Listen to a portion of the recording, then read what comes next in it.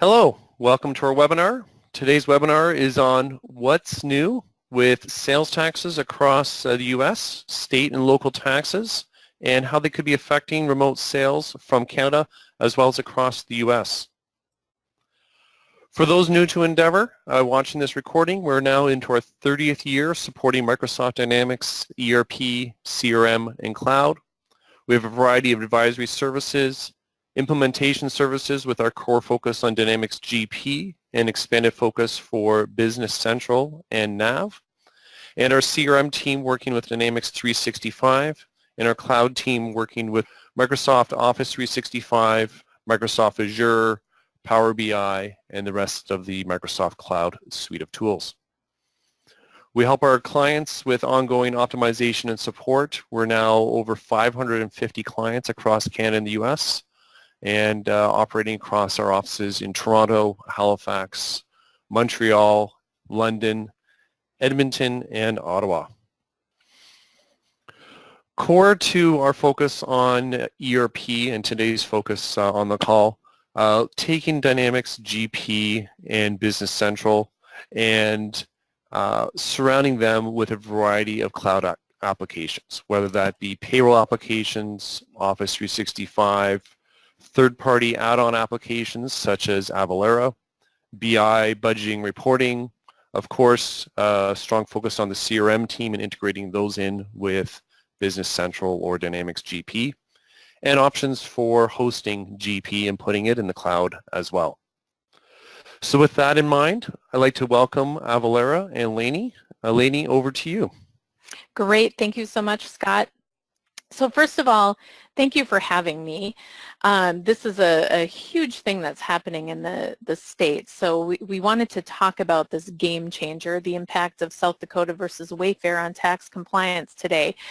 And I'm the Strategic Alliance Manager working with Endeavour to ensure that we have the right solutions for you as an organization, and the things that need to link into Dynamics 365 and the other Microsoft products, as well as other products you may be using.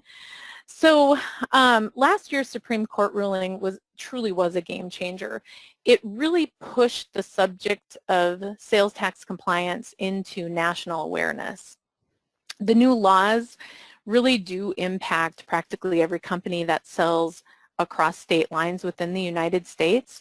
And for those of you in Canada, when you're selling into the States, it does affect things that will be happening once you're selling into the States, and changes that are going on with e-commerce as well as remote sales. So what are we going to talk about today for the next probably 35 to 40 minutes? What's the big deal with sales tax? We'll cover that and kind of give you a refresher on why it is a big deal here in the States. Then the big thing happened, and this new thing called economic nexus. We'll talk a little bit about that, what you should do now, and then talk about Avalara and our automated compliance, how that works, how it can help you, and what you should be thinking about. And then there's a new little thing that we have that you could potentially do some of this for free. So we'll talk about what that's all about. And then finally, accelerating the inevitable. That's really the future, what we see as sales tax in the future. So again, I mentioned we're going to talk about sales tax. What's the big deal? Well, let's take a look back with me, do a little history reminder for all of us. Sales tax has really been important for a long time, and not just in the United States, but across many civilizations. Sales tax helped to build the ancient pyramids in the Roman Empire. And here in the States, the big thing was the Boston Tea Party. If you've heard of that, that was all about sales tax. So why is it important? Well, in the States, sales tax is a major source of revenues for our states. Practically 50% of total revenues for a state comes in from sales tax. So that's why states are constantly looking to increase that tax base, because it is a huge piece of the pie. Not only that, but sales tax compliance is a statutory requirement. So companies either need to be compliant with the requirement or prove that they're exempt from it. But when you really look at actually being compliant, so when the rubber meets the road, companies really treat this in one of three ways, essentially. They fight it.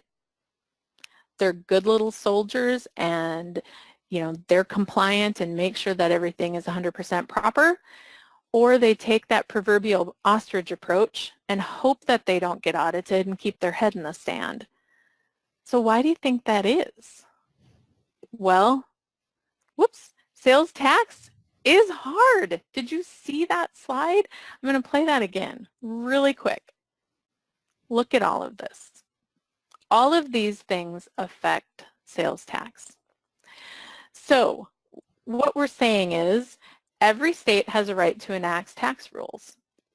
They can have any types of rules and rights for their choosing. Within each state, there's jurisdictions. So it isn't just a state sales tax. There's different areas within the state that are allowed to charge tax.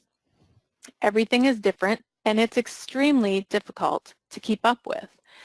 So the difference between the states and other countries, most people have a standardized tax that might go across. So like the GST, PST taxes in Canada, or the VAT taxes in Europe.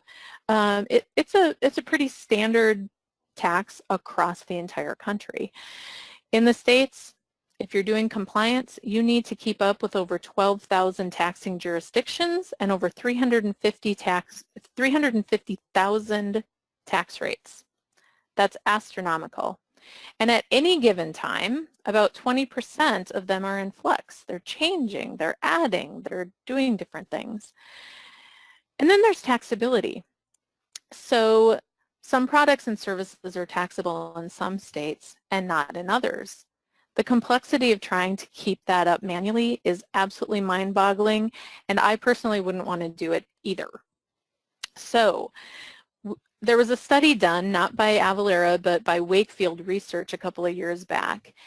And these stats are just really, really interesting. The one that I think is one of the most interesting thing is almost half of accountants who work with sales tax and audits and that sort of thing would rather get a root canal than go through a tax audit. I've had one of those. I've not had a tax audit, but I have had a root canal, and I'm not sure that I would say that I would rather have that than a tax audit.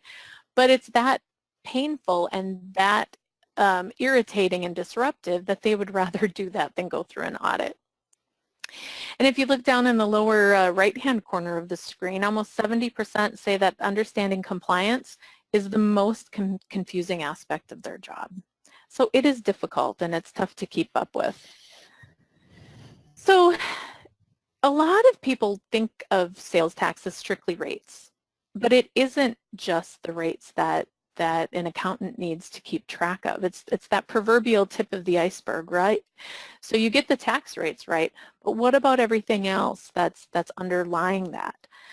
So in order to be compliant and do all of this right, you must do the rest of the iceberg. You need to know where you have Nexus, which is where you're required to collect and remit those sales taxes. You also need to know in which states your products are taxed. I talked about the different products that are taxed differently. What is the taxability in each state? Are your services taxable in North Dakota versus California or Texas or what have you? There's over 12,000 jurisdictions across the country. And again, I mentioned earlier that a fifth of them are in flux. There's boundaries that change. There's different things that are happening within those jurisdictions. How can a few people in an accounting department keep up with those types of things? Also, there's one thing, exemption certificates. So if you're doing B2B type of business, so if you're a manufacturer or a distributor and you're not actually selling goods, you're working with other businesses, You're not on the hook for collecting that sales tax. However, you do have to provide exemption certificates to prove why you didn't collect that sales tax. So exemption certificates is becoming a bigger issue now within the states because of the ruling as well. And then the state and local tax prep and filing, you need to know every month and or quarter when to prep and file the state and local tax returns. Keeping track of that is interesting as well, because all of the filing dates are different within the United States for each state. Some states require monthly, others require quarterly, some states require pre-filing, et cetera, et cetera. So lots of different rules to keep track of. And then finally, when that auditor comes knocking on the door, do you have the information readily at hand for what they're asking for? Very complex. So when you're looking at manual compliance, a lot of people say, well, we do it manually. I don't want to pay to automate this. Well, manual compliance isn't free. The average cost for a small to medium business is about the same. It's around $70,000.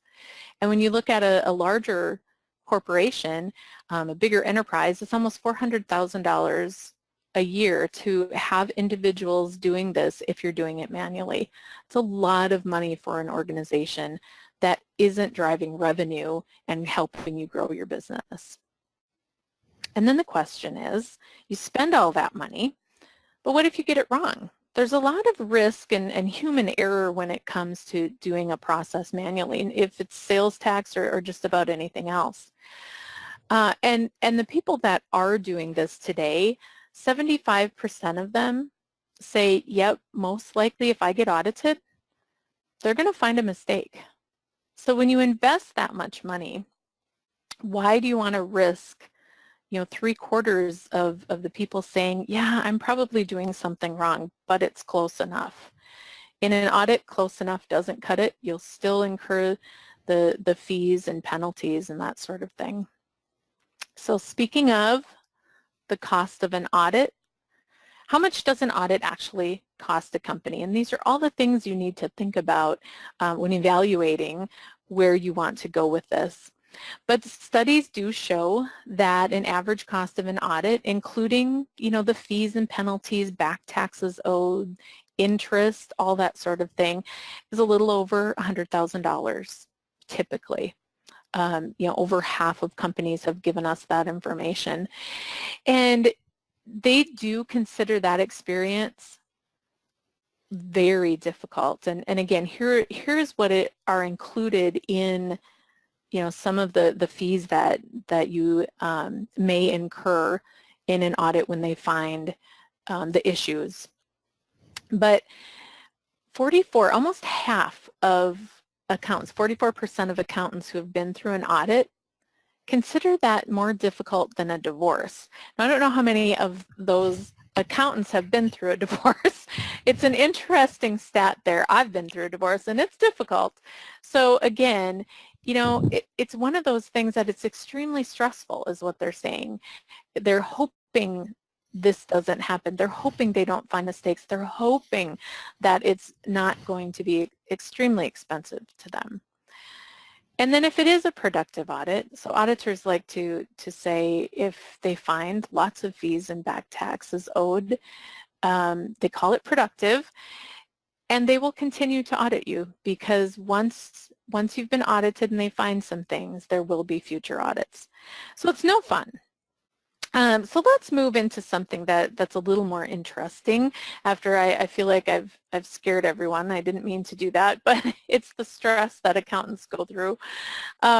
So what creates that obligation for a company to have to pay sales tax to a state? And that obligation that I've been saying the word, but that obligation is called Nexus. But until recently, that really was triggered by a company having that physical presence in a state. So basically, if there was property owned, if you had a brick and mortar store, you have employees living in that state, a warehouse, that sort of thing, that is typically what had triggered that nexus. But that was all overturned and everything got turned on its head when South Dakota took a look and said, hey, this isn't right. We don't have state income tax. We rely very heavily on sales tax. And all of these companies are selling into our state and we're not getting a dime from them. And so this was all overturned, this physical presence, the Quill versus North Dakota. It was overturned when South Dakota versus Wayfair went to the Supreme Court. And it's now said, here's the deal, remote sellers' annual sales dollars or the number of sales transactions creates this new thing called economic nexus. And so who's affected by that? Let's talk a little bit about that.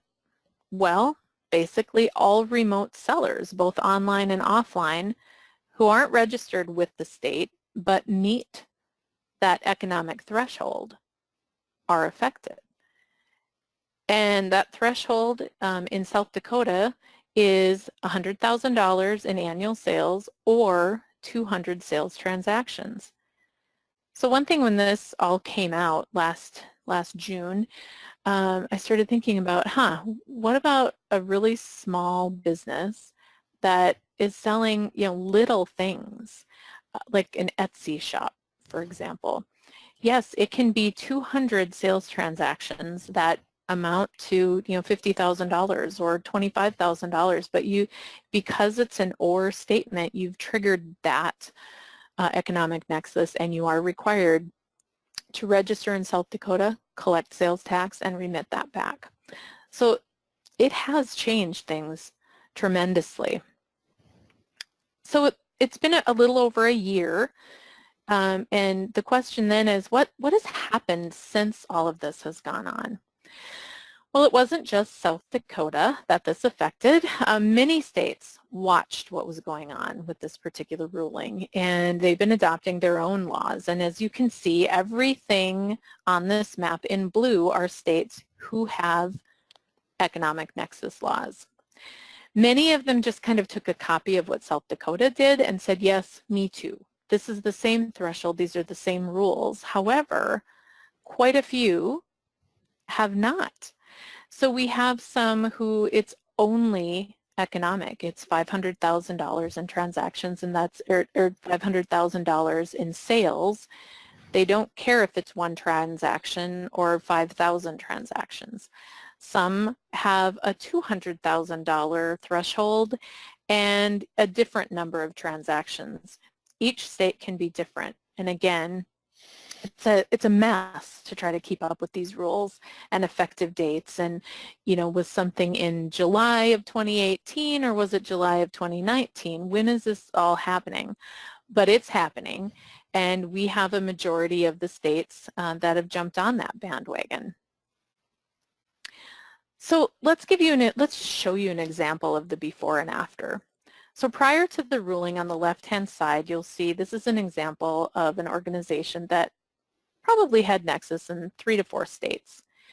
They had headquarters in California, a branch office in New York, and a warehouse in Texas and Philadelphia, for example, and Pennsylvania. So those 4 locations represented that physical presence. So that triggered the Nexus in those states. But after the Wayfair ruling, or I should say before that, they started selling online prior to that as well. But after the ruling, it changed their footprint. So before they only had to worry about that physical presence law and physical presence nexus. But then you look over to the right-hand side, and after June 28th of 2018, it triggered economic nexus in 30 states. Imagine being in their finance department and trying to manage all of that and understand what they have to do to be compliant. We talked a lot about that compliance process earlier, what a pain it is, but can you imagine, increasing it tenfold? It's a huge burden, and think of the mistakes and different things that can happen if you're doing this manually and it's not automated. So then look at companies I've talked to a lot. They're like, hey, it's okay. I don't have to collect tax. I'm exempt. Most of my customers are exempt. It's all good. It doesn't apply to me. I don't have to worry about those things. But unfortunately, it is not accurate. The same type of scenario that I showed on the previous slide, I could take a manufacturer or a distributor and say something very similar that, I've managed 75 exemption certificates. It's all good. I'm not going to have to worry about that. But once that South Dakota versus Wayfair ruling went into effect, some companies have increased from possibly 75 exemption certificates to manage to prove that I don't have that burden of collecting the tax. It's moved from 75 to almost 1,200 certificates. That's a huge change in having a drawer with 75 certificates to manage, and then you have an entire file cabinet that, how do I know when they're expired? How do I know if they've been completed properly? Those types of things. Many times, if you're in an audit, that's the first thing an auditor will ask for. So how quickly can you get those exemption certificates and prove to them that A, they're filled out properly, B, they're not expired, and that I have all of them for every single organization that I need to prove to you why I haven't collected that. It's huge. They should be treated as cash, and missing one can cost a lot of money. So hopefully I haven't scared you. I'm trying to do more educating, but what do I do now? So the first thing is don't panic. It's okay, but you do need to reassess that nexus. So if you're already selling into the states, or if you're considering that, take a look at where your current and your future customers are sitting. Take a look at that. You can sit down with your state and local tax CPA, or your tax advisor, and a tax attorney can help as well. It's a great starting point for that. If you don't have one, you can certainly work with Endeavour Solutions or myself, and we can, advise you on who to talk to as well. We have some tax advisory services that we could do a Nexus study from Avalara as well, so there's many different options that you can do that. So once you've reassessed that nexus, you also want to take a look at where you're registered. A third party can handle that for you as well, but take a look at, do I have my registration complete in the proper states? And then rethink that compliance. Today I may be doing it manually, but should I have a calendar call with Avalara to review the automation of this? Is it something that would really make sense for me? And I mentioned we have some services. So here's all of the different services that we can offer to help you. It's a huge, huge list. I could go through everyone and explain them, but I certainly want to be mindful of time. But the things that I see used the most is the first box, the Sales and Use Tax Nexus study. We have a lot of our customers have used us for that, just to take a look at what does my footprint look like, and where could I potentially be close to creating Nexus. So some things to look about, but it's some great offerings that we have from Avalara that can help you. So real quick, want to show you how compliance works if that's something that you're looking at doing. So it's a single slide, not going to get too fancy here, but it all starts with the ERP and the shopping cart. We offer end-to-end automated compliance, but when you start, whether you invoice it in your ERP or if you're doing some e-com and you have that shopping cart, it's at that point when you're committing that transaction and you want to calculate the tax on that invoice. And so what Avalara does is, we know that the only way to be 100% compliant in finding the proper tax rate is to use address validation. And the way we do that is by using latitude, longitude, making sure that you're going right down to that very specific jurisdiction. And so what it does is it'll call up to AvaTax, and we'll do our address validating. It'll pull the proper tax rate and put that into the invoice for you. Relatively automatic. From there, with the connectors that we have, there's 700 plus certified connectors, and so that's how it talks together to the ERP system. The great thing as well is we're in constant contact with the government, and as you can see the government on the right-hand side of the screen, but we're constantly updating tax rates, jurisdictional changes, etc. All of that is real time. So you no longer have to run to your IT group to say, can you update this for me? I got an update from XYZ company or XYZ government, and I need these codes updated. There's no waiting, there's no relying on your IT staff for when they have time to do that. You can see in the middle of the cloud there's Avalara Cert Capture. So for those of you with tax-exempt transactions or companies or the B2B type of things, we also manage the certificates. At the same time, Avalara is taking a look and saying, is this an organization that requires to be tax exempt? It'll look at the certificate, make sure things are proper and not expired, etc. And then finally at the time when you do need to pull the reports and submit your reports and returns to the states, Avalara Returns can pull the report, take a look at the tax liability. They know the dates and the requirements of every state, and it will file the information and pay on your behalf as well. So automating compliance is that kind of inevitable process that you really want to consider.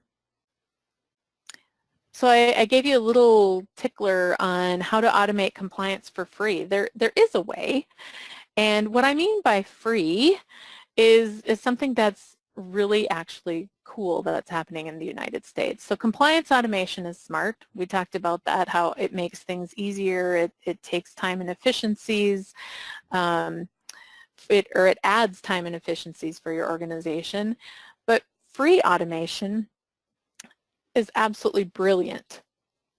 So in the states, there's 25 states that have created the Streamlined Sales Tax Governing Board.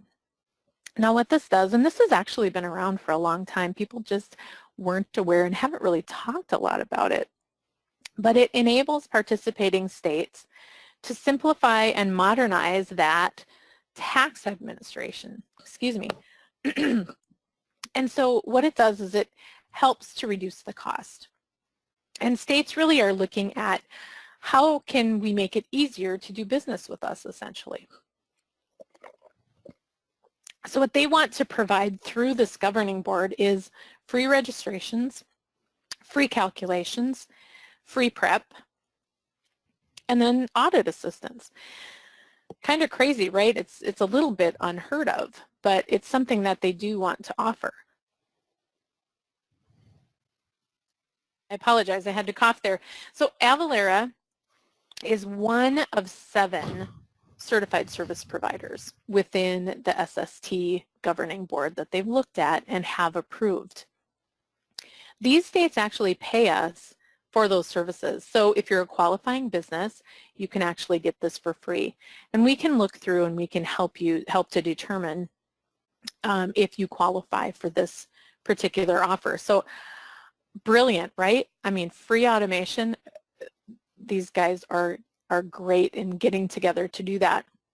And so I just wanted to show you, here's an illustration of those states who are part of the Streamlined Sales Tax. And again, if you want to learn if your company qualifies or if you have any other questions, we can certainly help you with that and take a look at where you're doing business in the states today and if it makes sense to really consider the Streamlined Sales Tax offering. All right, so I talked about this accelerating the inevitable, and what exactly does that mean? Well, consider just a few years from now. There's some stats that are just very interesting. Adoption of tax compliance automation will grow 40 times, 40. That's crazy. There's going to be as many companies automating tax compliance as there are automating payroll. Now, I look back at when I, first joined the workforce in the 90s. I hate to even admit that, but yes. And there were payroll departments, and people had to manage all of the payroll tax changes and requirements of the states. And that is a huge business. I mean, you look at where does your paycheck come from? A lot of times it's processed by like ADP or a different company. Well, we see this as the same thing. In the future, people will be doing this with sales tax automation.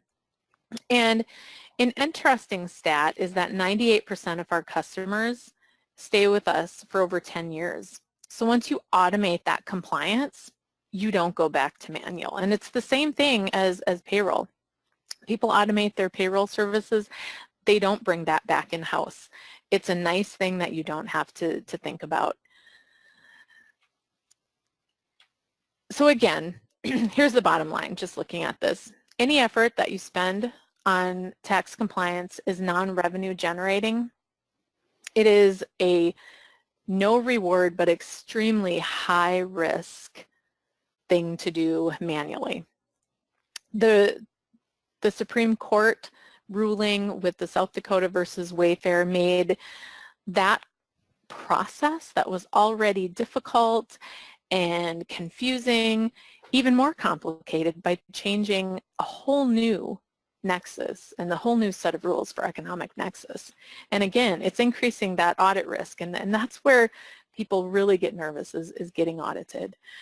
So if you look at, I love this quote from Jack Welch, the famous CEO of GE, do what you do best and outsource the rest. And that's something that we really look at, and how can we help take some of those burdens off your plate. And that's why Avalara was created.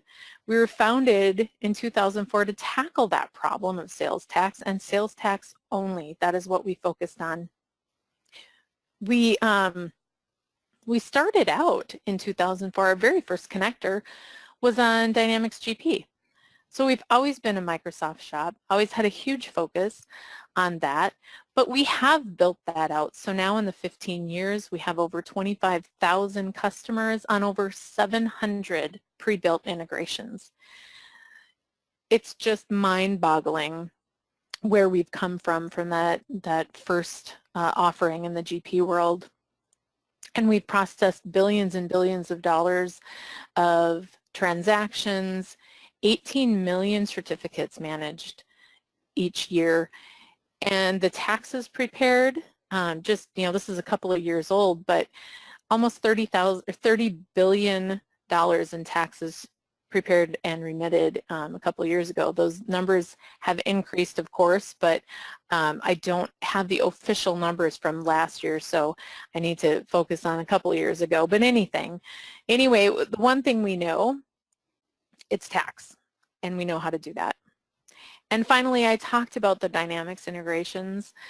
We have over 1,400 customers using our Dynamics integration. We offer the full product support of all of the Microsoft products. It's completely compliant. It's cross-company certified. It's integrated. We have integrations with other Microsoft ISVs as well. So depending on what you're using at that transactional level, we most likely have a solution for you. So just wanted to make sure you knew that about us as well. And finally, we have a great partner with Endeavour. So your trusted advisor is a great partner of ours, and we certainly want to work together to offer you the best solutions. So with that, Scott, I can turn it back over to you, and thank you so much for your time today. Thanks, Lainey. And so on to the next steps is we'll open up a few questions at the end of this call. Next slide. But for those that want to talk offline, reach out to Trish, James, or Steve, depending on who you've been working with in the past and if you are new to Endeavour. In talking about other ISVs, I know that K-e-commerce, as well as some of our other portal-based and e-commerce-based ISV partners also do work with Avalara, and we have a few clients that are using your tools and services, and it's very exciting that you know, we're able to help mitigate some of this risk that has been brewing in the last year. And I can see some of these states getting a little more aggressive because they're, it's revenue generating for them to start going after and across the border. Exactly. So why don't we wrap up? Everyone have a wonderful day, and I'll open up the chat window for any questions. Well, and I'd also say if there's questions that you have, like Scott said, here are your contacts at Endeavour. Make sure you ask them. We can work together to get those answered too in a private matter, and that's certainly okay too. We want to help, and things will come up at a later time usually, so we can certainly answer those later as well. And Avalara is our go-to company for U.S. Tax guidance and consulting. We've been fairly cautious amongst our consultants to not specifically give out tax advice because there are liabilities of if we guess wrong or advise wrong, and then suddenly our clients get hit with a large tax bill from a state. We don't want to be liable for that advice. Our business insurance doesn't like stuff going that far. Exactly, and that's again why we work with state and local tax experts.